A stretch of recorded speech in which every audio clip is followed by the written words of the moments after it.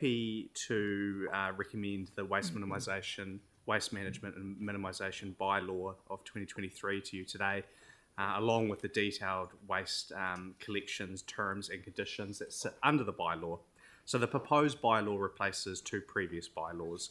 The Waste Minimisation Bylaw of 2009, regulating councils' residential curbside collection, and the Clean Fill and Waste Handling Operations Bylaw of 2015, which controls waste businesses, including landfill operations.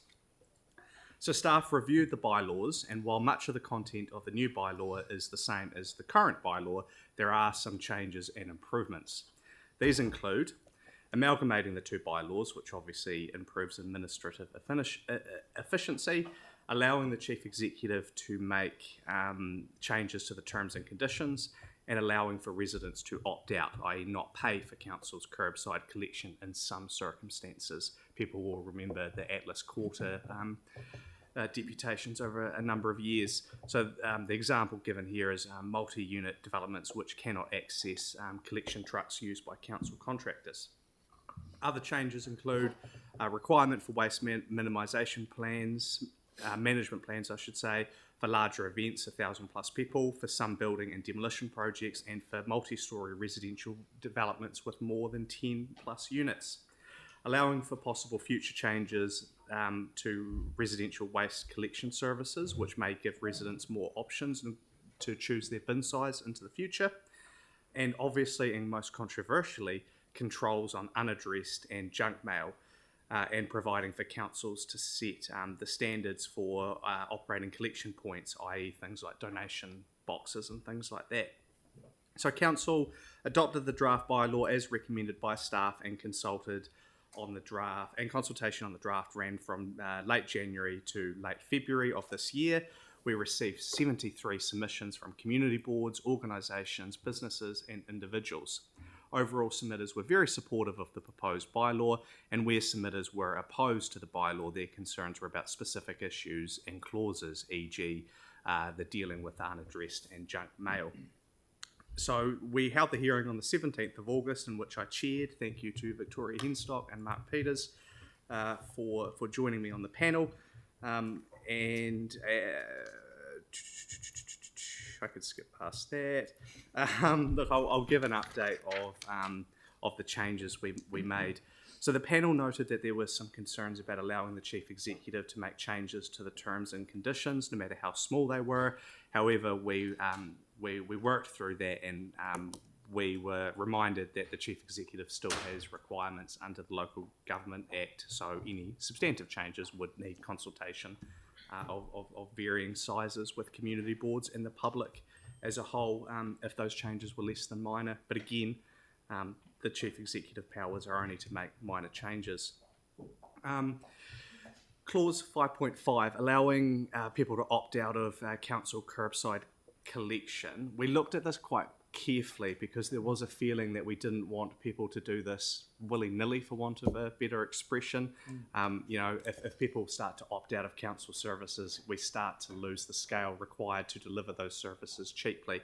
But we were reassured in knowing that actually it's not really, well, it certainly wouldn't most likely be any cheaper to deliver these services yourself, so you would only do so if it made good practical sense. Clause 10, the waste minimisation requirements for multi-residential developments. I believe, Victoria, you had some questions about whether we got that right with 10 units, but we were advised that that's pretty common practice. The unaddressed mail and advertising material. So we have put in, obviously, look, the purpose of this clause is to reduce the amount of unnecessary junk mail and unaddressed mail. It applies to the delivery of unaddressed mail to letterboxes with signage, e.g. no junk mail. Submitters had concerns about the definition of unaddressed mail, which also covers public good material like community newsletters, election material, and we all know how important and public good that is, and notices from utility operators. In response to submission, staff recommended a new subclause, 21.2, which states 21 1 does not apply to listed public good material which is permitted to be deposited in any letterbox. The panel agreed with 21.2 and also took on board the submission by Metropole that magazines should also be allowed to be deposited into letterboxes, and we changed the wording to allow for that. Finally, shopping trolleys. As well as asking for feedback on the bylaw, Council invited comments on the problem of shopping trolleys in public places. The panel considered these submissions relating to shopping trolleys and staff advice. We concluded that the bylaw is not likely to be effective, and that with regards to shopping trolleys, and enforcement may be quite expensive. Overall, we concluded that the proposed bylaw is not the best way to deal with the shopping trolley problem. However, we also think the situation needs to be monitored, and have recommended staff to report to Council 1 year after the bylaw, after the Auckland bylaw, after this current bylaw comes into force, as to whether a separate bylaw amendment is required for managing shopping trolleys.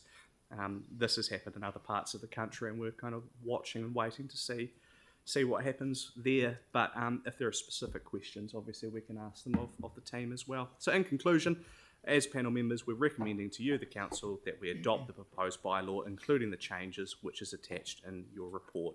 Thank you. That was a very good report. Thank you, Councillor McClelland. And Councillor Cotter's going to second it. Do we have any questions of... No, that's fine. I didn't think... Of course there is, Councillor Coker. With the multi-unit developments, when it says present access problems for council's collection service provider, what does that mean?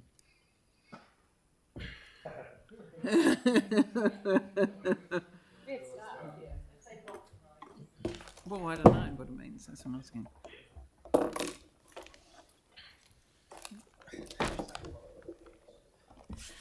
I'm just wondering how big they have to be allowed this, basically.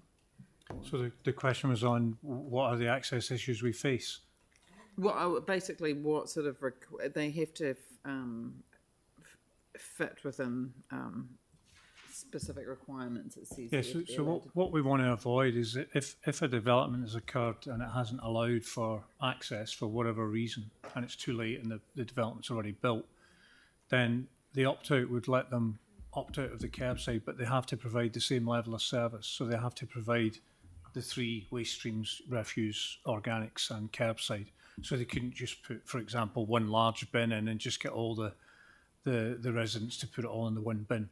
So there are occasions where we just can't physically access some of the new townhouse developments and the way they're set out. So that's how it would work. They would come forward to us. They would put forward a proposal in the form of a waste plan.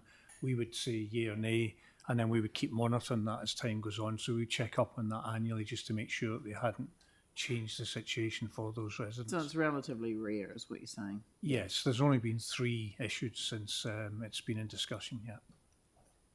Councillor Templeton. And then Thanks. I may have missed it. I've had comments in the past from people who have had bins stolen. So it's not like they've personally misplaced it, but the bin has been stolen and they've been in hospital or something, and so haven't realised it within the 24-hour period, and were told that there was no discretion for just council to replace it. Is that part of the bylaw or just an internal policy? That would be part of our internal policy. I imagine, enforcing the bylaw is in terms of internal policy, and I know that we do work with particular instances and take into account particular concerns if there's not non-compliance. I've had several that have been rejected even though the people were in hospital when their bin was stolen. And I was told that there wasn't discretion. Maybe it's just something we could take offline and work on at some point. Yeah. I think that would be something perhaps you could ask Alex's team to provide you a report on. One thing I can say is in the terms and conditions that support this new bylaw, we've changed it to 48 hours. And it's 48 hours from when you first realise you've lost the bin. So staff, there is make a difference. That's the key phrase. You might not realise if, for example, you were returning 3 or 4 days later because you were in hospital. Now you've got 48. So it's from when you realise the bin's missing, you've now got 48 hours to tell us. That's excellent. Thank you. Okay, Councillor Johansson, please, and then Councillor Barber. Yeah, and then we might. like when I read the bylaw, there's some bigger industries that have raised concerns around definitions. But reading the kind of purpose of the bylaw, which is requiring waste management operations to obtain council approval, and promoting the effective, efficient, safe collection, transportation, management, storage, processing, treatment, disposal of waste and diverted materials. I was keen to understand if there had been, sorry, you've got item D as well, 1.D, which talks about public health and safety. Just why does metal recycling not come under this bylaw? Does my understanding is that it does not fall within the definition of waste. It falls the waste and definition of waste under the Waste Minimisation Act. So it excludes metal, does it? It's considered a waste. It's not a waste matter. You know, were there any submissions that sought the bylaw to address those sorts of matters of that, metal recycling or car crushing? No. Okay, thanks. Yeah, just a quick question.